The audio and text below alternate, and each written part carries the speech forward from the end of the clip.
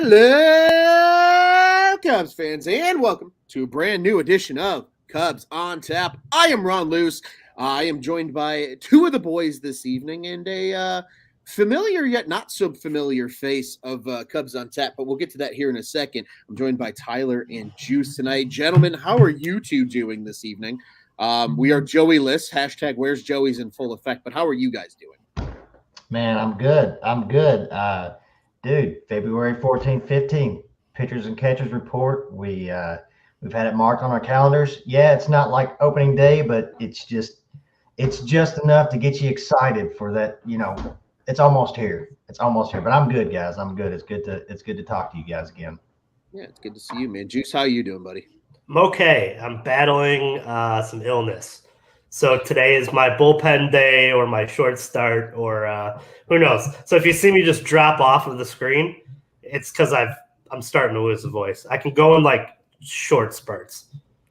Juice is on a pitch count today, so we're working some. But I couldn't miss Nick's return show. Yes. we go way back. We do go way back, and that is where we are taking our attention next. Because for those that there's a lot of you that listen to our show regularly now that probably have only been listening to us since like maybe 2020 or in 2021 or maybe even brand new in the last year because we did a lot of growth in 2022.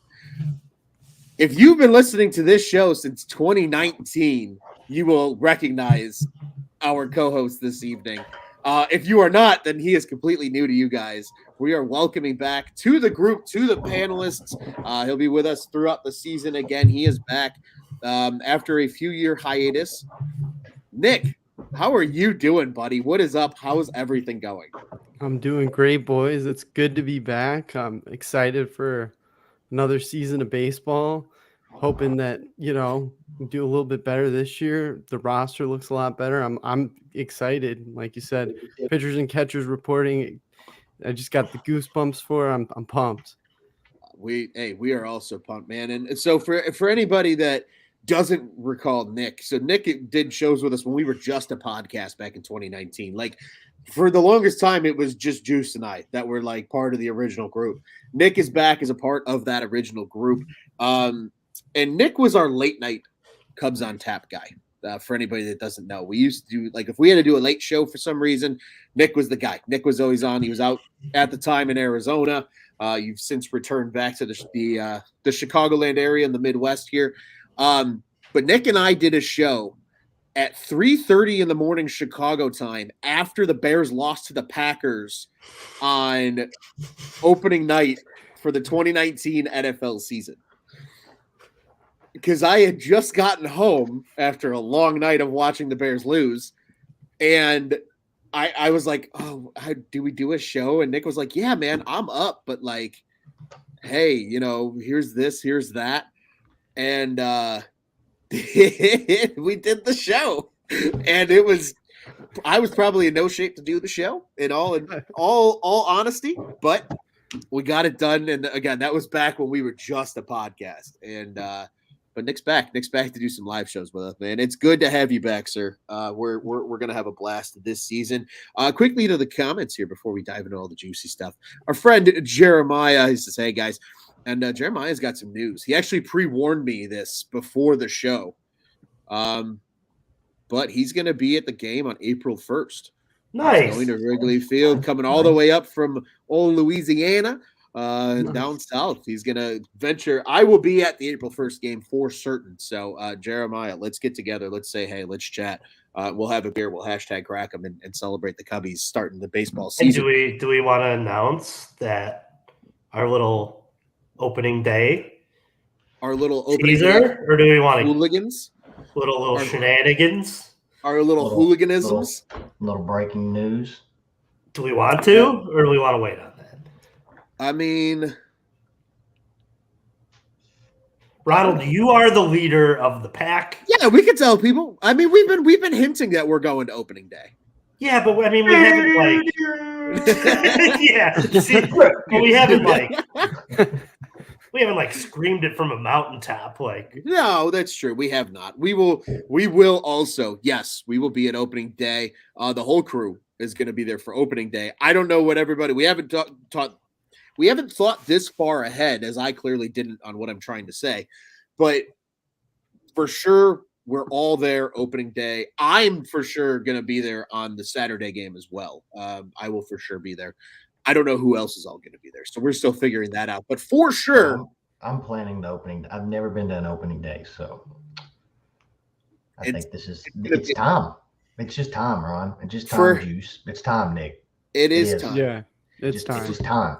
For those that might not remember, that was when the On Tap Bets infamous Joey Ricotta video was taken, was from the left field bleachers on opening day. Yes. And if you know, you know, because that, and again, we also got to learn that somebody was taking selfies with Joey's debit card. It was a weekend. We had a good time. And it's I think going to be equally as good, if not even better this time, because it's going to be hopefully this time just as long as nobody tears anything. Yeah. Yes, as long as there's no injuries. No injuries. No injuries. No injuries. We're not losing anybody for the season here. Like, do we need to put your buddy in like a bubble wrap or like some type of I don't know. Yeah, friend of the program, Mr. Joe Sanders. That's my guy. Tore his ACL celebrating Ian Happ's double.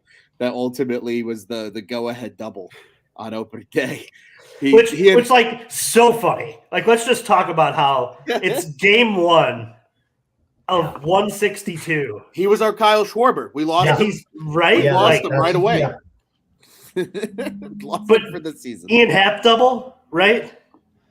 Ian Happ double, and then Ian Happ ended up having like 60 more doubles throughout the season. That's true. He had, like, 42. It's so funny how like on that one, he did it for your friend. That's what he did it for. Ian Happ did it for your friend. On tap article potential. It inspired him to win the Gold Glove too. That could be. See, Tyler. This is what I'm saying. Potential. He probably he turned around in the outfield after he came back from hitting that double, and he looks over and sees your friend. He's like, "My God, I'm going to do it for him. I'm doing it for him. I don't even know the guy, but I'm doing it for him." That's probably what it was. Oh, hey man, but yeah. We'll try and avoid any opening day injuries this year. That was a bummer. That was a bummer last season. But Jeremiah, I see you here in the comments, buddy. So he says he's from Indiana, or he lives in Indiana. He's originally from Louisiana. Gotcha. And apparently he won't be hashtag cracking with us because he's not 21. But that's okay. Okay. We'll still say hey and at least chat and bullshit and have a good time. So that'll be an absolute blast. And yes, it can be, Brittany, very very brutal. She says opening day at Wrigley can be brutal. Went in 2017 for the ring ceremony. It was rain delay and cold. Oh yes, last year was cold. I remember last year. Last year was chilly. Like the whole one year I went to, it snowed, and then I had to go the next day, which that was fun. But it snowed, and then about 2 hours later, it was sunshine outside, which was hilarious to me. That's Chicago. Chicago, plain and simple. Plain and simple. That is Chicago. But gentlemen, it's going to be a blast. We're excited about opening day. We're excited about Nick joining the group now, or I guess rejoining. You've already been here. You're rejoining. Yeah. You're like the cousin that moved away for a few years but has come back, and like we get to see. How about like activated? We activated Nick off of the long-term IL. Yeah, like he had some issues. He came back from injury, went on rehab stints continuously year after year, but just terrible injury luck. And now he's back. And this time he's back for good. He's healthy. He's refreshed. He's hitting 280 again. It's all good. It's all good. It's all good. I'm ready. But no, guys, it's going to be a fun show. We got some stuff to talk about. Obviously, pitchers and catchers, and we're going to get that here in a second. Just a quick bit of news, though. Michael Fulmer is the newest Chicago Cub. That was the latest edition here in the news cycle since our chat with Justin Steele a week ago. Guys, how do we feel about Michael Fulmer joining the bullpen?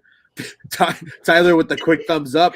We'll start with you then, my friend. Tell us more. What do you like about it? I like it. Okay. Just like last season, just like every offseason, you can never have too much bullpen help, too much bullpen depth, too much pitching depth, whatever you want to call it. And Michael Fulmer, to be honest, other than he had a bad 2020, I think he had like a 8+ ERA. but a former rookie of the year, a former all-star, a dude that has done it as a starter and now has kind of like rejuvenated himself as a reliever. These last 2 seasons with Minnesota and Detroit, he's been pretty solid, and he made a ton of appearances. I don't know exactly his appearances. I want to say last season he made 67 appearances last year. Yeah. A guy that was very reliable in the pen, and a guy that I don't see him. Maybe he makes a spot start here and there. I doubt it, just because the last few years he's just been out of the bullpen. But I like it. I want to say it's the second rookie of the year we've signed this offseason. Yeah. Not bad. Yeah, that's a good point. Juice, what are your thoughts on it, my man? Can never be mad about adding more depth. That's it. And Ron, what do I always say? Nothing bad about a 1-year deal. There's nothing bad about it. There's no such thing as a bad 1-year deal. Yeah, there's nothing bad about it. Can operate late in the game too. I think that's something that is kind of up for grabs per se going into spring training. There's not a lot of cementedness at the back of the bullpen, and that's another name you throw in there and see what sticks, right? Because I think that's how Rossi's kind of do this, right? Over the course of early on in the season and spring training, he's going to figure out who has a hot hand, probably ride it for a while. And I think that, who's going to be in what innings is going to be pretty much based on performance, and it'll be sorted out over the course of spring training and early on in the year. And maybe by the time we're nearing the midway point, we're getting an idea of like who's where and where they're going to fall into the puzzle. But you can't be mad about adding more depth, another arm to play with, and it's not a lot of money. So yeah, absolutely can't be mad about it. 100%. Nick, do you have anything else to add for us, my friend? Yeah, I mean, I think it was a very solid, safe deal there. It gives you a little bit more stability, and like you said, at the back end, which is exactly what you want. Those later innings are a lot more challenging, and it's harder to get guys that are, veterans, are used to that type of thing. So a 1-year deal, safe, and the Cubs have a great track record of getting these relievers and making them even better relievers. So, I mean, I think this is a great move, and it could pay off very well. 100%. You guys nailed it on the head. Yeah. We love a good 1-year deal. $4 million ultimately for Fulmer. That's a deal that I can. It's a weekend of beer sales. Yeah. They'll be fine. It's an opening day and 4th of July worth of beer sales. It's not a big deal. Like it'll be okay. But a couple of comments here, guys. I'm gonna pivot this point here a little more again, because there's still rumblings the Cubs are looking into a lefty, and that they want to only have Brandon Hughes right now in the pen. Jeremiah says here, he says, give me Zach Britton. There was reports that they were there at his bullpen that he threw down in Florida for, I believe it was 6 teams, and the Cubs were one of 6 of them. But Jake said, is Matt Moore next? And as Jeremiah quotes, he says, Jake, he signed with the Angels. That was kind of an under-the-radar report this morning, but Matt Moore is heading to Los Angeles to join the Angels. So really, out of the big lefties, Chafin's in Arizona, Moore now going to L.A., and I kind of wrote about this in an article earlier today. It looks like the Cubs are maybe keying in on Zach Britton as the lefty. So we'll go reverse order here, Nick. I mean, what are your thoughts on them getting Britton? And do you think he's going to move the needle enough as a lefty coming out of the pen besides Hughes? Yeah, I think it's pretty vital if you can to at least get another lefty, and a solid lefty at that. And Zach Britton, he can give you that. And I also think he has a lot more room for growth. His ceiling is a lot higher. And like you said, it's getting very thin out there, especially with the lefties and the power lefties. And he can give you a different look out of that pen that you need. You don't want the same look. And Rossi can play a lot more with matchups if you get another lefty like that. So it just gives you more options. And ultimately, when you don't have a powerhouse roster, you need those options. So I think it's a great idea. Yeah, 100%. And remind you guys, this guy has been really dominant. You noted some of his numbers, Nick, and just his reliability. I mean, in 2019 and 2020 with the Yankees, he had a 191 ERA and 66 appearances. And then in the shortened season, he pitched a third of the games, 20 appearances with a 189 ERA. I mean, this guy has shown he can be a good reliever in juice. I mean, is that he wasn't as good last year? Had a almost 6 ERA last year. He's come back from an injury. Yeah, he's not the same player. I'm sorry. In 2021, he had a near 6, and then last year he only pitched 2/3 of an inning because of the injury. So, it does this scream like David Robertson type move, like the Cubs did a year ago? What are your thoughts with the Britton situation here? Yeah, I think ultimately it just comes down to how he looks in the bullpen, right? It's kind of, you got to see how it's coming out. You got to see what velocity he's throwing with. I'm not there, and I know the Cubs were there doing their due diligence, but I think sometimes it gets overstated when it comes to like lefty-righty in some ways. It's always nice to have more lefties in your bullpen, and obviously you would like to go in there without just Hughes, but I think on the flip side too is the Cubs do have a lot of right-handed throwers who get out lefties pretty easily as well. So I don't think it's a huge need. Like, I'm not going to be the guy who's running to the board to make the best offer. But if you're the second or third best offer for Britton and you're able to bring him in based on, maybe fit or having more opportunity than he would if he goes to somebody else who's pursuing him, then yeah, you give it a run. I think it's the same as like when we talk about Fulmer. You can't. A 1-year deal is not going to be a bad thing. And for him, with not pitching much last year, having the injury the year before that, it's going to be very prove it. So I think fit comes down to this more than, money. I think that he'll go somewhere that he can prove. But also, too, like the Cubs are going to be at a disadvantage, I think, in this, because if he wants to pick to go to a contender, I mean, there may be some teams that are looking at him right now, and he's getting towards the end of his career saying, hey, man, I just want to win one more on the way out. We don't really know what his priorities are. If he wants to come here and pitch a lot and then get another deal, or is this like, hey, I want to try to go for one more World Series and get the hell out of here and call it a day, or win a World Series at all. I don't know if he's won one before in his career or not. But, yeah, I think that there's a lot of different – moving pieces to this that are just more than like, does the stuff look good? Does he fit? I think it's when a player gets to this end of their contract and this run of their player run, it's more little nuances than you'd imagine either. So yeah, I wouldn't be mad if he ends up in a Cub uniform, but I'm also not going to lose sleep at night if he's not. Yeah, that's completely fair. And Tyler, before we get your thoughts here on this as well, to Juice's point, the reported 5 other teams besides the Cubs that saw him throw were the Giants, Angels, Mets, Dodgers, and Rangers. So, I mean, just alone between Mets and Dodgers, that's 2 contenders right there that a lot of people are kind of penciling in to be competing. The Rangers spent a lot of money too. So yeah, they sure did. Yeah, the DeGrom contract, among other things, over the last 2 seasons as well, with Seager and Simeon a year ago. That's definitely a team to keep an eye on. Tyler, do you have any other thoughts to add here on the Britton situation? Yeah, I wouldn't be surprised to see him sign something like Juice you talked about and Nick you talked about, almost like a prove it to me contract. I would love him on this team, but kind of like what Juice said, I'm not as it's nice to have that lefty righty matchup, or lefty lefty matchup, whatever you want to call it. But it's not the end all be all anymore, I don't think. With that being said, the dude's a competitor. I know guys like his last 2 seasons wasn't the greatest. The season before in 2021, he only pitched 18 innings. So you can look at that and be like, oh God. And plus playing in New York, it's a tough place to play. But with that being said, maybe he signs a prove it to me deal with Chicago. He gets himself some innings, and then who knows, by the trade deadline, if if we're not in contention, he could be a guy that, kind of like how David Robinson was last year, how Michael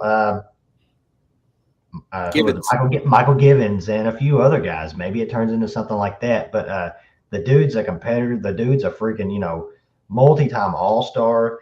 He's proven it before, especially in Baltimore. And he definitely wants to go to a playoff contender. Just, look at what was it, 2016 when Buck Showalter didn't pitch him, and I'm sure that I'm sure that's still eating at him maybe.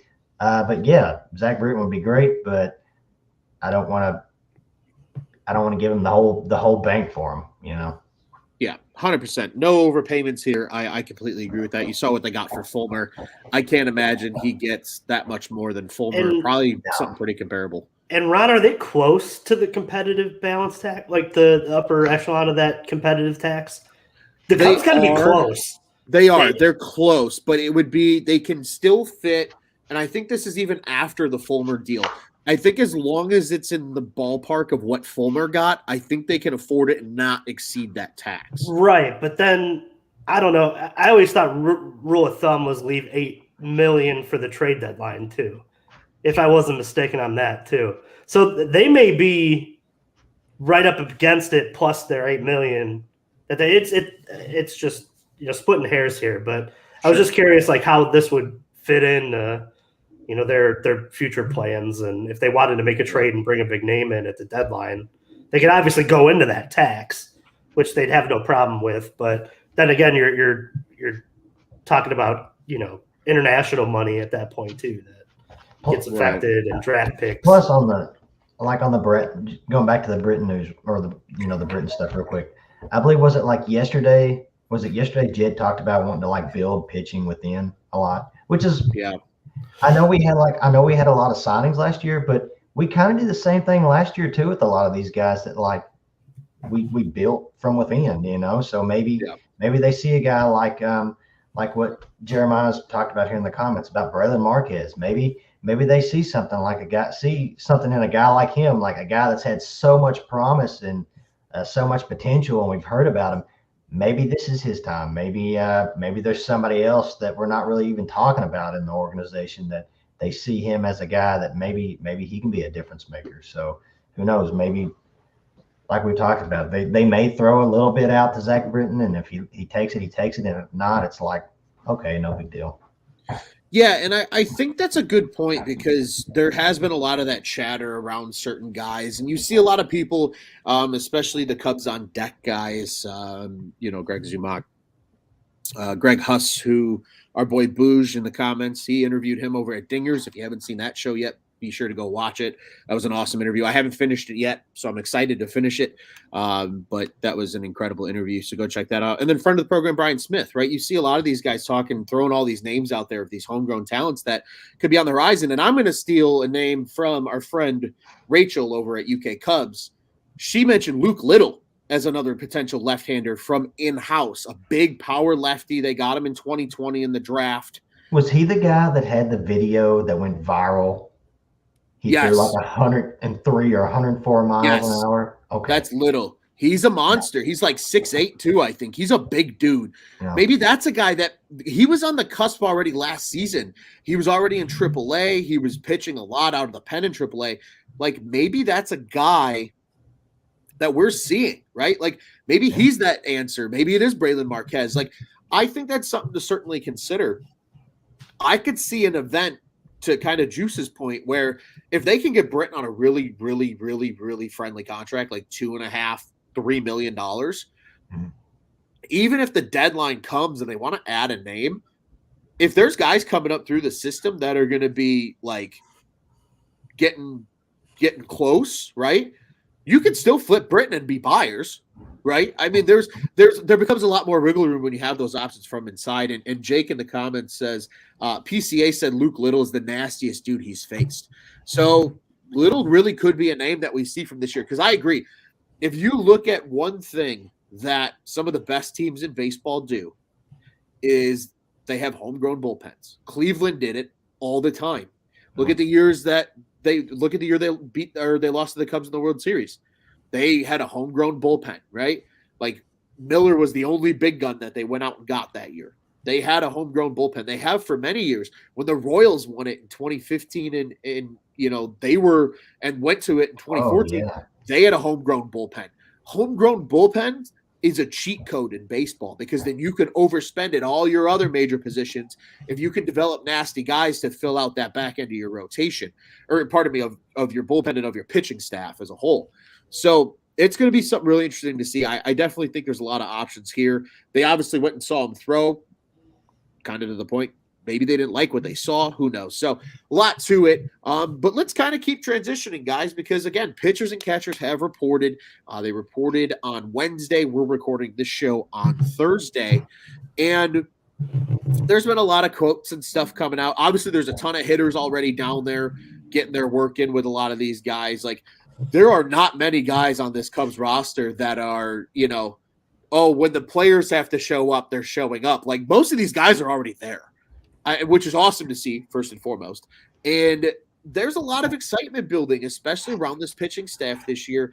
Some comments. Our friend who we just interviewed a week ago, Justin Steele, was on Cubs 360 tonight talking with Cliff Floyd and soon-to-be friend of the program, Cole Wright, friend of our friends over at Dingers.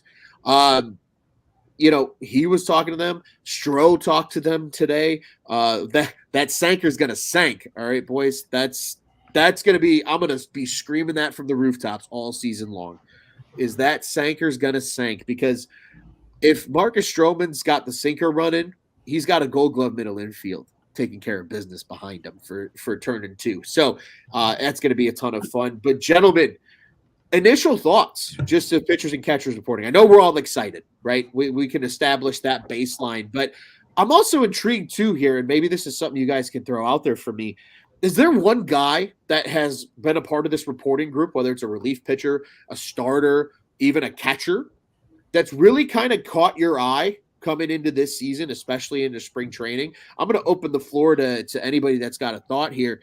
I just want to hear what you guys have to say because I've got some thoughts, but I want to hear from everybody else first. So, gentlemen, pitchers and catchers, how are we feeling? What's going through your guys' heads? I'm going to be real sour to start. I'm sorry. Ooh. Okay. Okay. I have such a love-hate with this time in baseball because it's all fluff stories. It's all, I've never been in such better shape. I went to the gym over the offseason every day, and I found out that I can throw 2 miles an hour faster. It's all bullshit. It really is. It's all fluff. It's all fluff pieces. It's all, I worked on this, I worked on that. At the end of the day, it'll show up in August or September when everything's sore, and you'll be looking back at him in the best shape ever. Well, we'll know if you were or weren't at that moment, because if you're pitching every day and you're having a successful season and the proof's in the pudding, it'll show in August.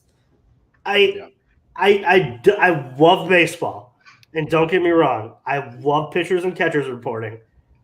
I hate spring training. I think it's a long mess of bullshit that nobody really needs that length. I mean, realistically, we can get through this in like 2 weeks, and I bet you guys could be ready to throw. Really, I bet you they could. Send them down there, let them throw. But playing games for, a month straight, do we really need that? I don't know. I hate to be so sour about it because it is like, it's fun. I know, like, it was cool to look up, but at the end of the day, I feel like it's the longest 6 weeks of the year. From when they report to when real baseball gets played, it's all fluff pieces. It's all games that don't matter. It's all overreactions of how great somebody's hitting, or the overreaction of how bad somebody's been in spring training. I hate it. I hate because it's all overanalyzed and it's all bullshit. So I just want to let the listeners know we're going to talk about spring training, and we're going to have random outlandish takes about how awesome this player is and who we're excited to see. I think we're excited to see them because we have expectations for their season. It has nothing to do with the work they put in over the offseason that every single other baseball player pretty much had to, unless you were Barry Bonds and were just a gifted athlete. At the end of the day, let's be honest here. It really doesn't matter. I want all of this conversation to be taken with a grain of salt, considering the fact that it's just spring training. So on April or March 30th or whatever, when we're there, it'll be fun. Until then, this is just filler. It's like that. It's like when you put like a dish out there, like it's the meal before the meal. It's the appetizer that kind of sucks. That you're like, yeah, throw this out that way. I don't got to give up more steak. Like that's exactly what spring training is to me. You know who Juice is right now. You know what Juice basically just said right now. We talking about practice. Yes. Practice, man, not a game. We talking about practice. That's Juice right now. Juice, he's not even sour juice right now. He's just sour milk after that rant. Like that was sour. Am I like? Tell me I'm wrong though, please. Somebody just find the length of it. Funny. You're dead right about the length of it. Honestly, right? It doesn't need to be so long. I think it is pretty beneficial though for players and coaches that time. Some players, it doesn't matter to them at all. And they've actually stated spring training means nothing to them, but other guys, like they have a whole routine, a whole thing that they do. And I mean, for us, it's really boring. Like I've been watching replays of like playoff games on YouTube because like during the spring training times, you're just getting ready for competitive baseball. So there's no competitive baseball with spring training at all. Like there's nothing competitive. I mean, I've been to like one competitive late spring training game, but I mean, it's not regular season. So with that said, head out to Sloan Park. I heard a good quote. Beautiful. I heard a good quote. I believe it was yesterday or the day before. Like if there's not that many players out there like that are on the cusp of making the team or not, like by opening day, like because they made a good quote. It's like most of the time organizations know who's going to make the opening day roster, who's not. Like if you can't tell me in 20 to 30 at bats out of certain players that you're going to figure out whether or not, oh, they're on the team or not. So like all this borderline stuff, like, oh, he's playing for a spot. Like most of the time they already know who's going to be, on the opening day roster. But with that being said, there still are guys that like what our guys over here with Dingers just mentioned in the comments, like Cody Hoyer, for example. Like I'm interested in seeing, him returning back from injury, and those other guys as well. Like even like Kyle Hendricks. I know he's a big topic. I want to know how he looks. Like I get it, it's just spring training games, but like I feel like in the middle to close to the end of spring training, if he's getting crushed, I'm like, oh crap, that's not looking good. Or maybe he does look good. And then there's other guys like Julian Merriweather that we picked up that like I heard you guys talk about a lot, that has a lot of nasty stuff that could be like a shutdown bullpen guy. He's somebody I'd be interested in, just keeping my eye on. Caleb Killian. I'm still on the Caleb Killian train. Like I want that guy. Like I want to see that guy just like succeed, man. Like I know that his opening start last year, it wasn't bad. It wasn't amazing, but it showed promise. And, his next two starts kind of got hit. I want to see if maybe, maybe something with that's changed a little bit. And Rowan Wick. Rowan Wick's been a guy that like 2 years ago was our closer. And now it's like, what's he doing?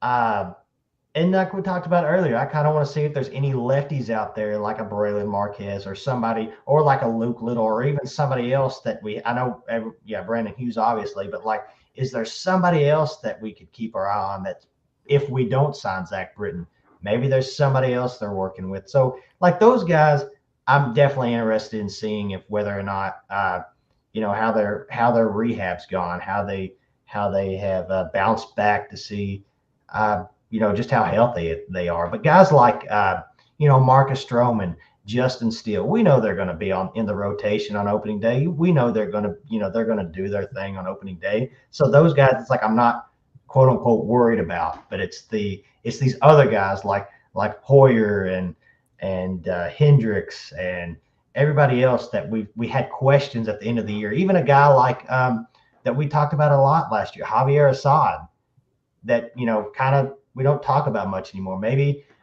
what's he going to do? Who knows? Maybe he probably starts in the minors before this by opening day. But I don't know. It'd be kind of nice to see if he can bring that over to 2023, what he did last year. But yeah, those are my initial thoughts. Yeah, Nick. I mean, what do you got to add, man? I mean, it's a loaded question, I know, but no, it is. I mean, Rowan Wick was a person I was like really hoping to see what he's got. Like as you mentioned, Tyler, like he kind of fell off, and we're like, where did his talent go? This is an opportunity to see what kind of off-season moves did they make to get to a better place. And I think another guy that I'm excited to see would probably be Jamison Tyone, just because he gives you a different look. He's a new guy. Yeah. We know he's going to be on the roster, but like, I'm just excited to see these guys like in a Cubbies uniform, to be honest with you. And I mean, I guess I'm crazy, but sometimes I do like spring training. But yeah, it's definitely like, to me, spring training is the baseball where you do actually pay attention to the lineup card, because if there's a guy you've really been dying to watch, you're going to tune in, right? Like if you look and, oh shit, PCA's starting in this game. Okay, he might only play 5 innings, but I'm at least going to watch those 5 innings and see what he does. Like, yeah. I think this is that time of the year where people start to key in on certain guys. I also think I'm tired of it already, because I want to just watch Cubbies and World Baseball Classic too. So I feel like I'll end up watching more of that to see Matt Mervis play and Stroman play and Suzuki be out there than and get meaningful at bats for their country. You know what I mean? To me, that holds way more weight. It's way more of a simulation to what it'll be like during the course of the season. I don't know. It's so long. It just, like, every time I turn on, and they try to, there's another thing too that like really irks me, is like sports stations try to like recap what happened in the games. It's like, it does not matter who won. You can talk about in like a large array of like how somebody is doing over the course of the long 30 games or whatever, but it's just too damn long. Like they need to cut like half of it out. They really, I'm sorry. I hate it. No, I think that's fair. I really do think it kind of is a polarizing topic when it comes to baseball, just how people feel about it. And just too quickly here, Tyler, before I think we get to your point here, just real quick, just some of the comments here, because there's been some interesting things said so far. Booze said earlier, he said, to Juice's point, every pitcher is working on a changeup in spring training. I thought that was pretty funny, because we just talked to Justin Steele, who said he's working on his changeup in spring training. So I thought that was a comical one. You mentioned our friends over at Dingers, Mitch chiming in with saying Cody Hoyer, Ethan Roberts, another name to keep an eye on. Obviously, he's a little further away because of the Tommy John, but still, you know, at some point he's coming back. And even Jeremiah says the Nick Madrigal story is kind of interesting, because he's at third, he's at second. Like, what is he going to do? You know, it's going to be interesting to see. And then Jeremiah also said too, it is a fair point. Shortened spring training last year, and the Cubs pitching staff got decimated by injuries. So again, you know, there's multiple layers to it to sit and consider.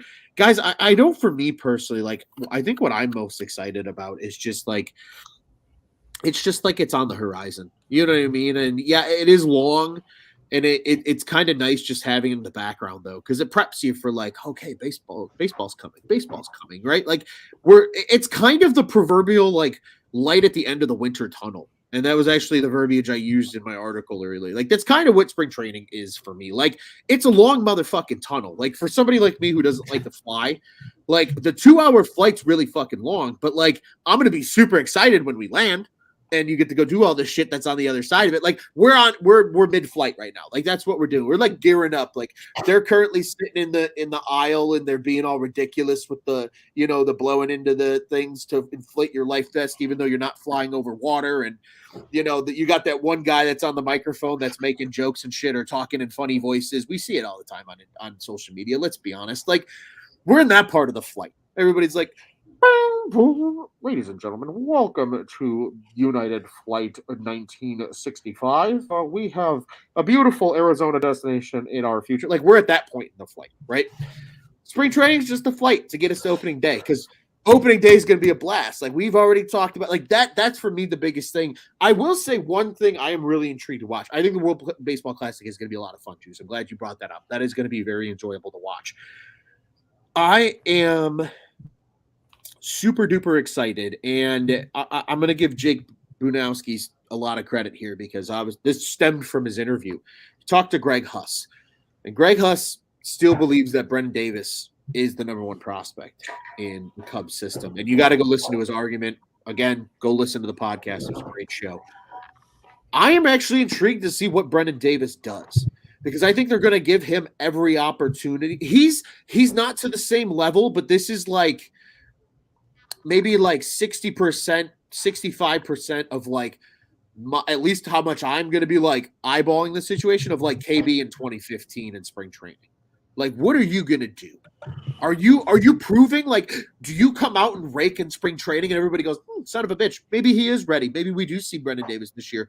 Or does this become another year of Brendan Davis needing to be down in AAA and playing maybe 40 to 50 games before they think about calling him up? Like, that's what I'm most intrigued to see. And I know it's not really being talked about a lot, but like, this is a guy that at times last season, right, we had the conversation where like, there's people that have made the argument for not re-signing Ian Happ because they're like, well, we have Brendan Davis to play left field. And it's like, do we know that yet? I don't know if we do. So I think that's really what I'm most intrigued to see is just kind of what happens with Brendan Davis. And Tyler, I know I might have hijacked your time there a little bit too, but guys, I mean, continue here with more thoughts on what we have with pitchers and catchers right now and spring training, and really as a whole. And now that we've kind of dove down that rabbit hole, because we got 2 more points to get to then before we wrap up the show. But this is obviously the meat and potatoes. Sir, go ahead. What will be interesting, somebody mentioned it. I think somebody from The Athletic wrote an article about basically be prepared for spring training to be a shit show because of all the new rule changes. So that'll be interesting. It may not be, whether it's in a good way or a bad way, it will be interesting to see how all these new rules are going to be policed. Yeah, well, that's a good point. That's going to be something definitely to keep an eye on, guys.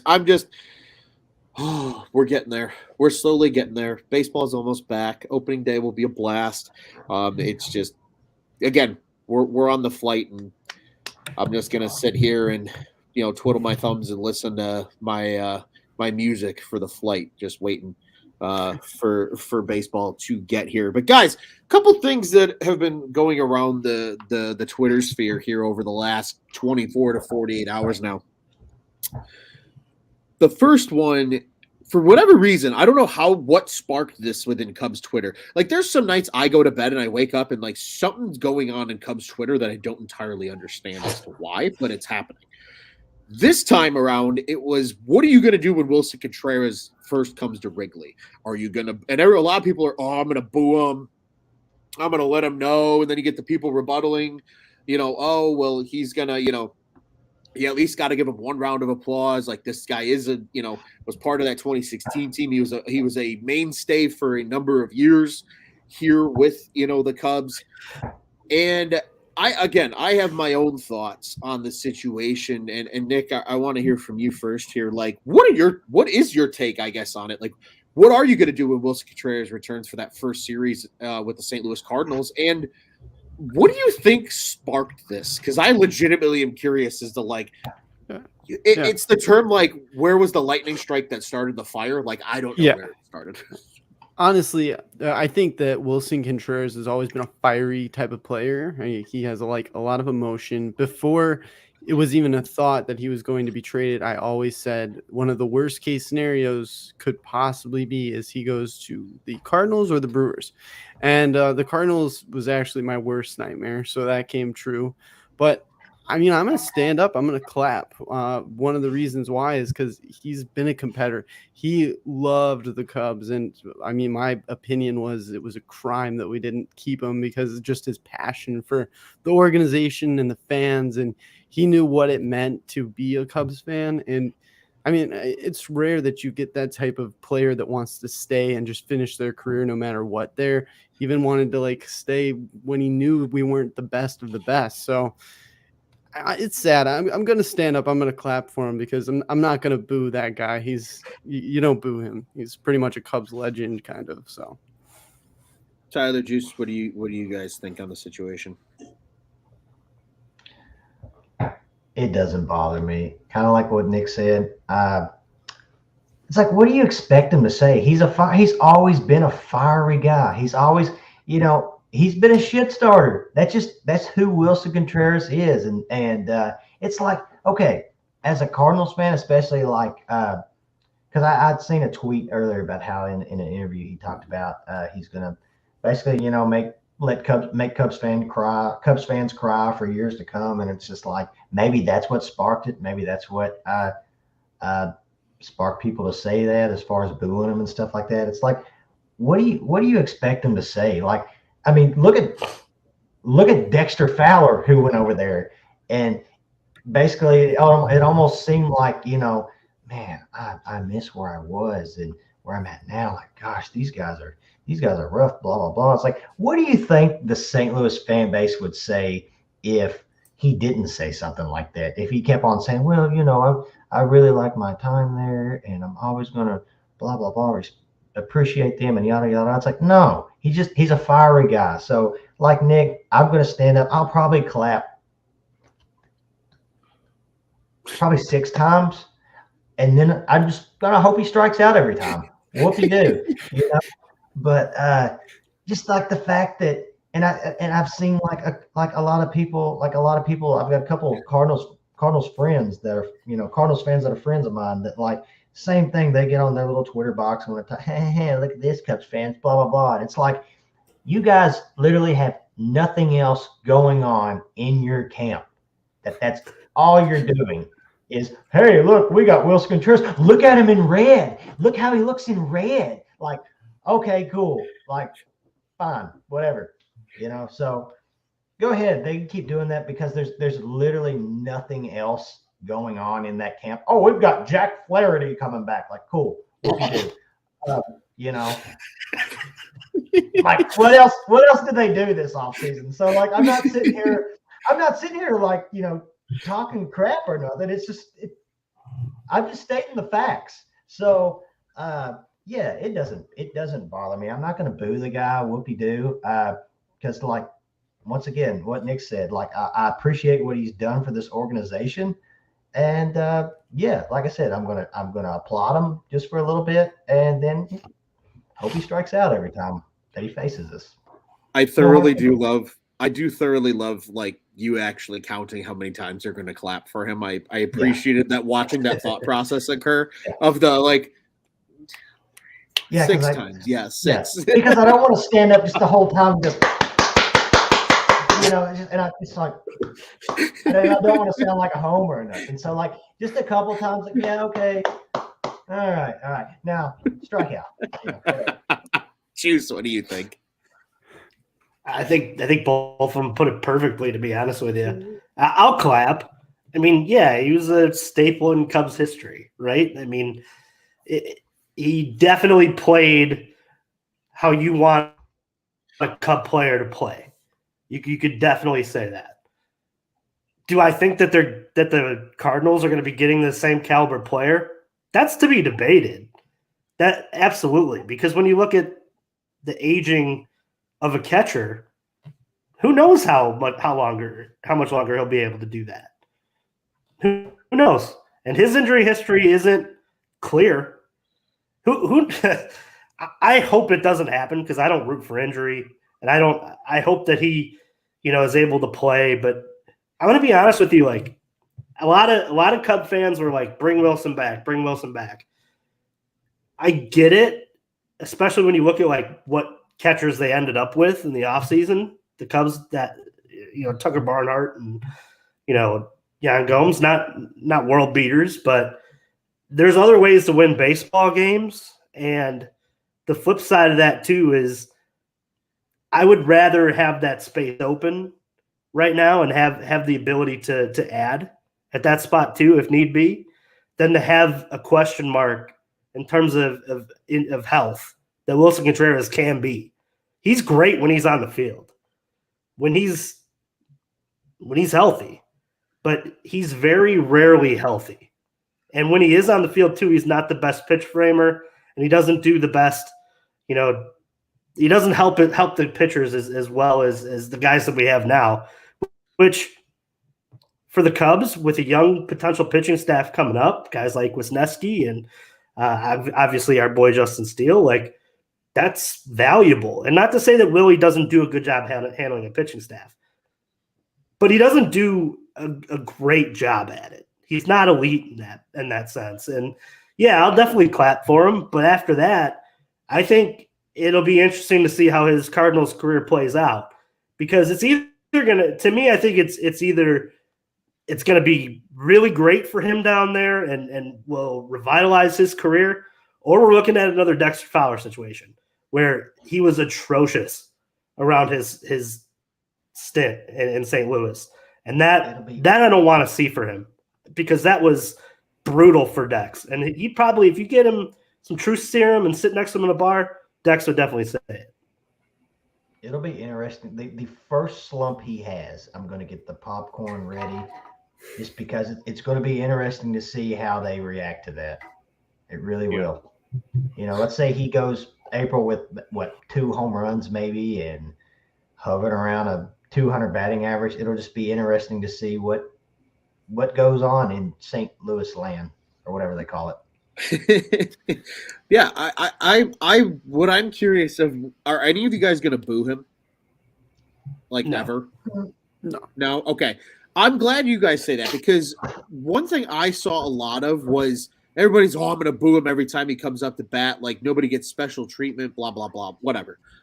I'm like, for starters, I agree. First time up, he'll get a nice little ovation. Hey, good job. Maybe a couple more than 6, but he'll get a nice little ovation. But going from there, like, to me, Wilson Contreras is the type of player, you guys all brought up his fiery, his passion, right? Like, you guys all mentioned that. That's a guy that's going to thrive off getting booed. Are you fucking kidding me? Why are you going to give him extra motivation? Why? Just be quiet. You know what'll kill him? Silence. That'll kill him. Or a player like him. Wilson Contreras, yeah, maybe. Because if you clap for him, he might get all emotional every time. And who knows? He might strike out because he's distracted. I don't know. But like, I'm not, man, and he will Joey Votto you. Yeah, right. Like, I really just think like the best thing to do is just, hey, we appreciated you, but we've moved on. Give him the closure that he doesn't want as a Cubs fan.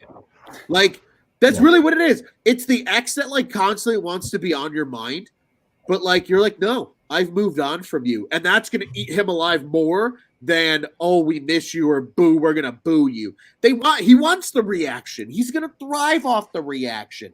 Dex never got that, and I'm not saying Dex is that kind of player, but like Dex got applauded, and then nobody was booing Dexter Fowler.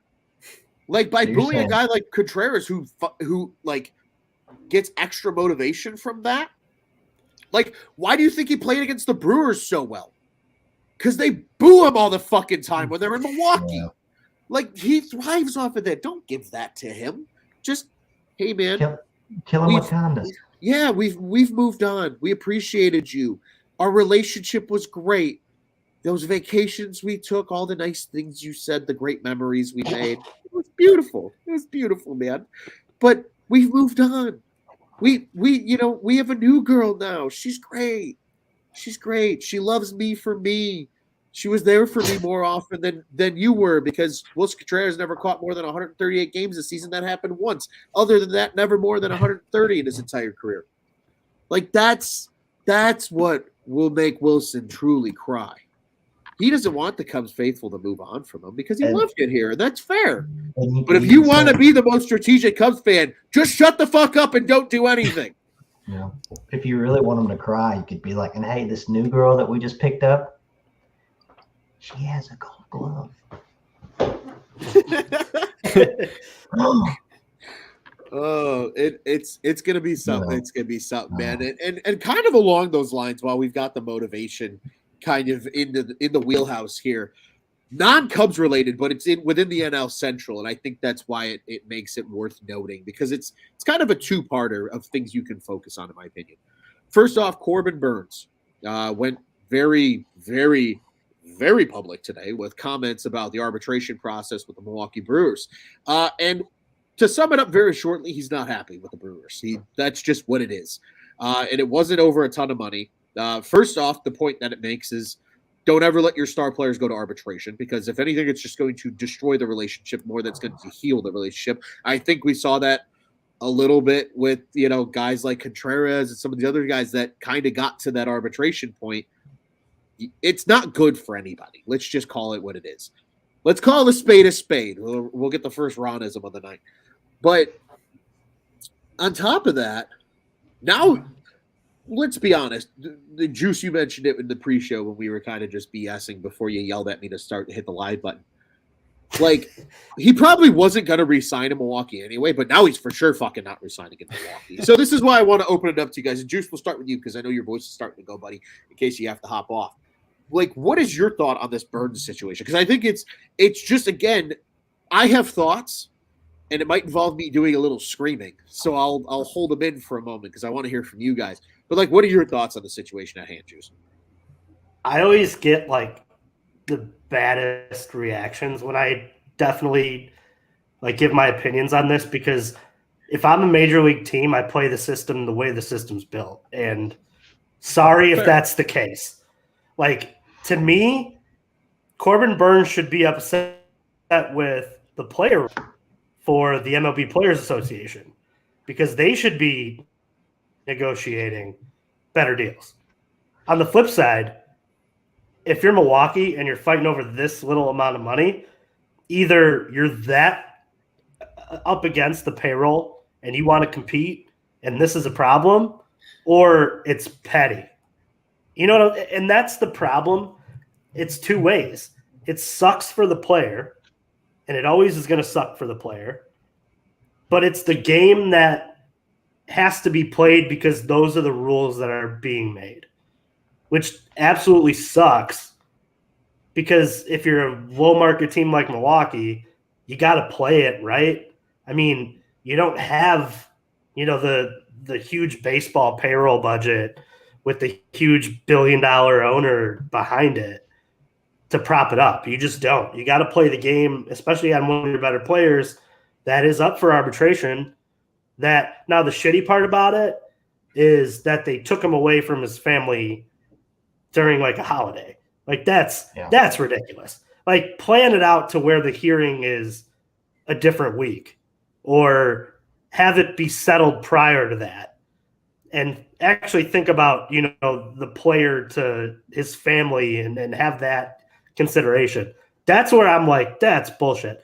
But playing the system, the way the system is built for arbitration, it just sucks because it's negotiated that way by the MLBPA, and that's their problem. Like, this sucks, and trust me, as a Cub fan, I'm sitting here, I'm like, man, all I hear is Corbin Burns is going to be a free agent, and the Cubs are going to have a lot of money to spend over the course of the next couple of years.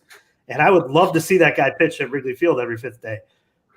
But on the flip side of that too, it's like, he's a player right now who's being dragged away from family. I didn't catch on there if he has young kids, but I think he does. Or I don't know, or he definitely has a wife that he had to leave for the day and couldn't spend time with, which that sucks. Like, he's about to spend months away from her in about a span of a month from now. Not even, probably like right now. They're probably down there, but I don't know. It's like, to me, there's ways that you can do better by your organization while still using the rules of arbitration to your advantage. And to me, it's like they should have figured out a better day to come to an agreement, or been more active on getting to the table quicker. Because I don't know, I know that's probably not the way Ron feels, but that's just the game that has to be played. Sure.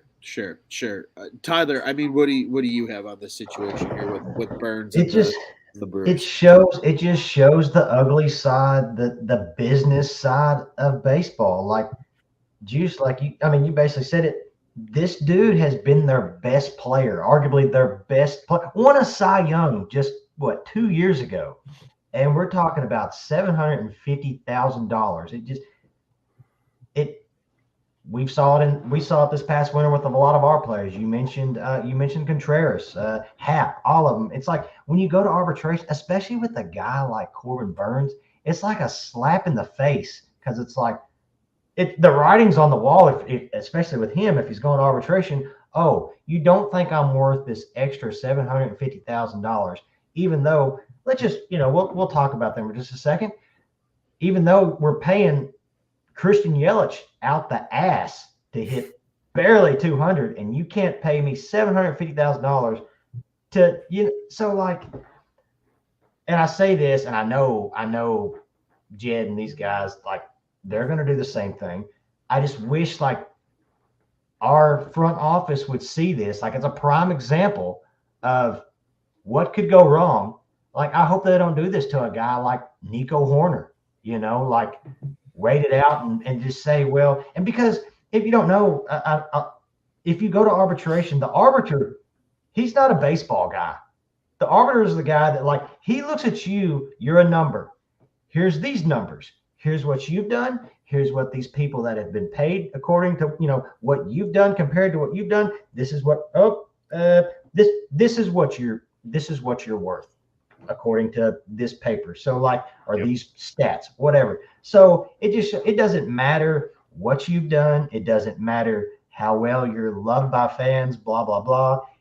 At the end of the day, those guys in the front office they're going to try to save as much money as they can. At least maybe not all of them, but a lot of them are. And this is just a prime example with a guy like Corbin Burns. And so it sucks to see for a Brewers fan, but oh well, maybe he's pitching in Wrigley in 2 years. Who knows? Maybe.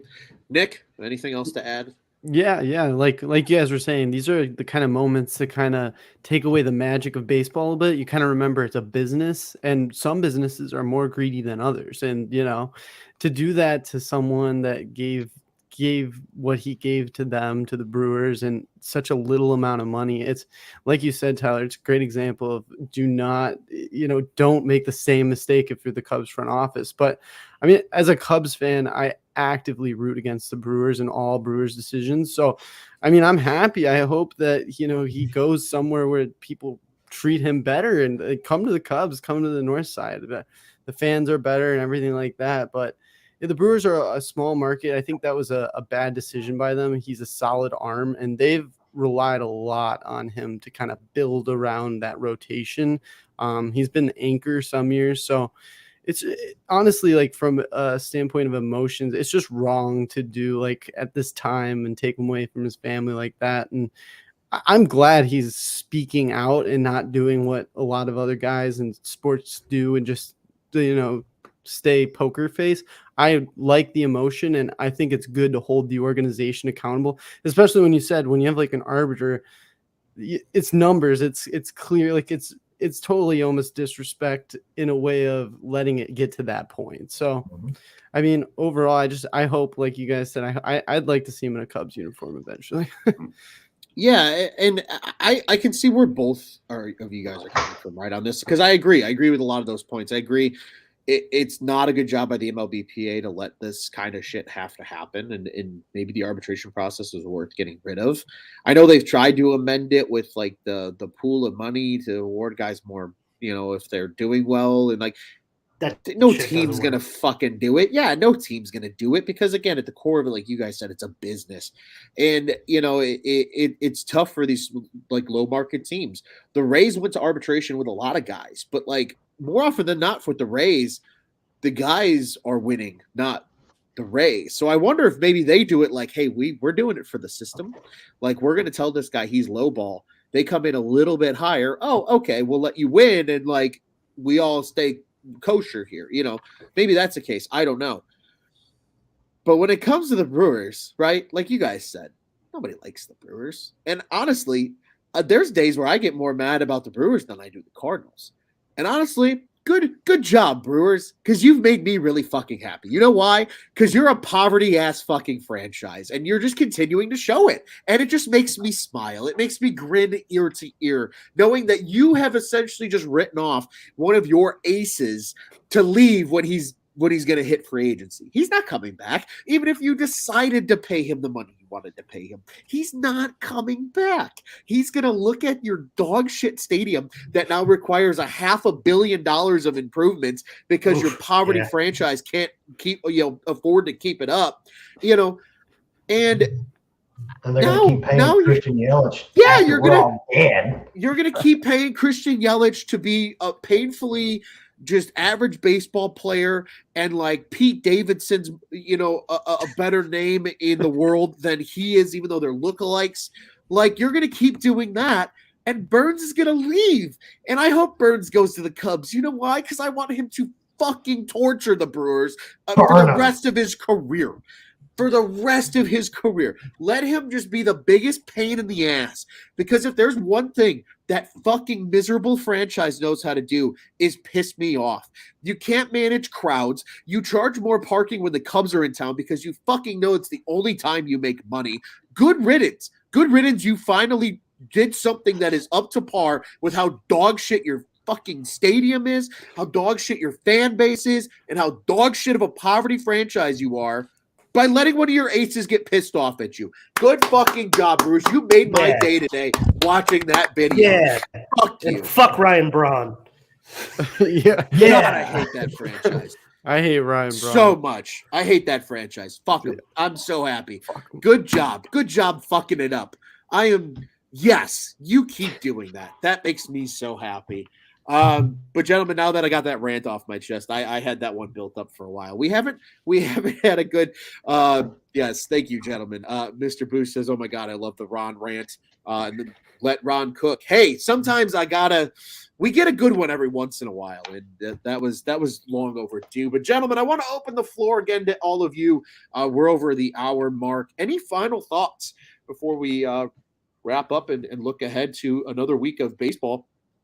A week from this Saturday is the first spring training game for the Cubs. They host the Giants at Sloan Park, and it's a 2:05 Central Standard Time start. Don't ask me why I know that. I look at a lot of numbers during the day, and that's been one of them lately. So, gentlemen, final thoughts. What's on your mind when it comes to Cubs baseball before we get out of here?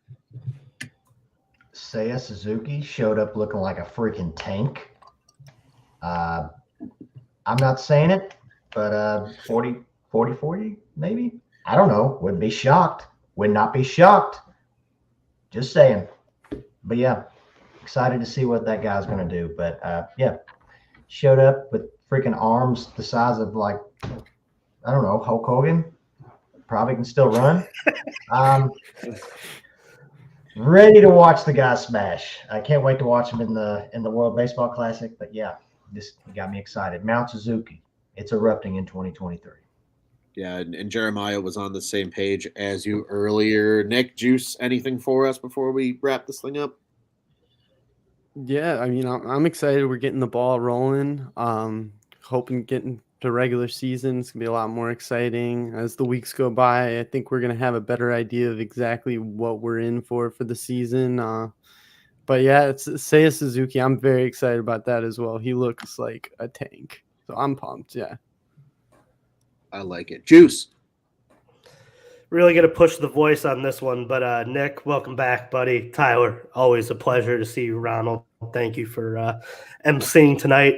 But I'm going to end this episode my way with singing "Wake Me Up When Spring Training Ends." We will do that for you, Juice. My quick and final thought. I'm ready for Hayden Wesneski to earn a rotation job. I'm ready to break out the Swanson jersey we acquired at CubsCon. I'm ready to break out the Belly Bombs jersey we acquired at CubsCon. I'm ready to drink beer in the bleachers. I am ready to watch the Cubs play baseball every single day for like the next 7 months. I'm just ready. It's almost back. I got a question real quick, Ron, and what's that? Nick, you may not know, but Juice, isn't there something else? He was talking about the breaking out the Swanson jersey and the belly bomb jersey. Isn't there something else he's supposed to be breaking out? There's supposed to be some kind of There's Keeney. something else he's supposed to be Keeney, some kind of Keeney. I don't know. Keeney? But I believe there's something else that you're supposed to be breaking out before all that. There We is. have not forgotten.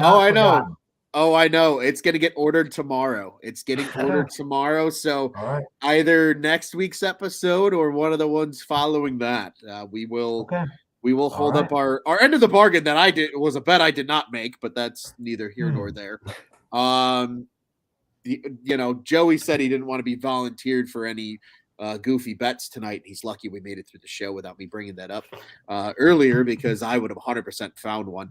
I said I would do something outlandish if Seiya hits 50 homers, though, to your point, Tyler. I think I'm gonna play we're gonna play play to Joey. There you go. Yeah, we're just gonna play connections, right? Like you ever played the drinking game Connections, where you have you connect with people, and when you drink, they drink. I'm gonna do connections with Joey. Like Joey is gonna just do whatever outlandish shit I do if Seiya hits 50 bombs this year. So Joey, sorry, Big Pimp, you're not on the show. He just volunteered for it. He volunteered because when I wasn't on the show and it was you three, I got voluntold to be the one to wear the mankini. So confirmed. He texted me he's in. Okay. Good. As long as he's ready. But yes, it's actually in the Amazon cart right now. It's going to be ordered tomorrow. It's coming. I haven't forgotten myself. I promise. I am a man of my word. I will hold up to the end of the bargain. I just still remember how mad I was when Mancini signed at CubsCon, and you guys were like, "Ron's got to wear a mankini," and I was like, "Fuck you guys!" But it's neither here nor there. No, I'm like I said, guys, I am just ready. And before we fully close this thing down, I want to remind everybody, Cubs on Tap, one of two of the official Cubs podcasts is the On Tap Sports Network. Be sure to check out our friends over at the Dingers Pod. Jake, Mitch, Kevin, Jeff, they all do a great job over there. We appreciate them as well. We still need to figure out what we're going to do with them in terms of cross-collaboration content throughout the season, but we will certainly figure that out before opening day arrives. Be sure to check them out there at Dinger Cubs on both Twitter and Instagram, and you can see all their stuff over at our YouTube and Facebook channel, or at least our YouTube channel as well. You can follow all of us. Nick's working on his Twitter account, so bear with us on that one, folks. We'll get you that one when the time We'll comes. get there. We'll get there. But I'm at Loose on Tap, at Teddy Freddy 270, at Juice on Tap. We all know at Joey knows nothing because apparently he knows nothing, and at hashtag Where's Joey is still in full effect. But be following all of us on the Bluebird app. Follow our pod-specific account for Cubs on Tap at Cubbies on Tap. That's Twitter and Instagram as well. Bears, Bulls, Blackhawks, you know the drill. We've got it all. And yes, Cubs fans, we all know friends that like to root for the miserable Southsiders who are just not in a good position right now. Not great, Bob. Just not great, Bob. Really not great. So if you got a sad Sox friend in your life, be sure to send them over to our sad Sox friends in our lives with our friends over at Sox on Tap. They do a good job covering the boys at 35th and Shields. And once again, www.ontapsportsnet.com, at OnTapSportsNet on social media, the OnTap Sports Network. Go ahead and check out what's on tap in Chicago sports. Gentlemen, it's always a pleasure. Tyler and Juice. Nick, we're happy to have you back, man. It's been long overdue, and we'll get to hear plenty from you throughout the season, and it's going to be an absolute blast. And boys, what do you say? We got to hear the only way we know how at Cubs on Tap. Wake me up. Fuck the Cardinals. And just for you, Ron, Milwaukee Brewers, fuck you too. Yeah. And let's go Cubbies.